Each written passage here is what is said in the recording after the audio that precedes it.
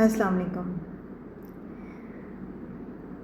शायद मौसम का असर है या शायद हवा ही ऐसी है कि दिलों को उदासियों ने घेरा हुआ है, या शायद अंदर का मौसम अच्छा नहीं है। एक छोटी सी बात जो कल से मुझे मेरे दिल में आ रही है वो ये है कि कभी कभी घुटन ज़दा लफ्ज़ों की तलखियाँ आपको आइसोलेशन में धकेल देती हैं, और वो आइसोलेशन बहुत पेनफुल है। आपको अकेले रहना है, अंदर से अकेले, इस एहसास के साथ कि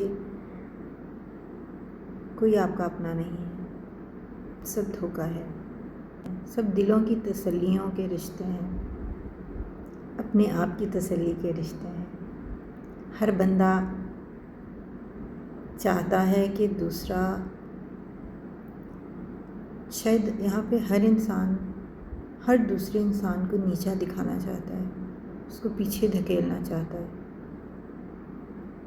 शायद ये इंसान की फितरी ख्वाहिश है, लेकिन ये नेगेटिविटी हमें खुद से दूर कर देती है। तो अगर आप घुटन ज़दा लफ्ज़ों के दुख से आइसोलेशन में चले भी गए हैं तो अपनी मेंटल हेल्थ का ख्याल रखें, खुश रहें, चैनल को सब्सक्राइब करें। खैर व बरकत की दुआ।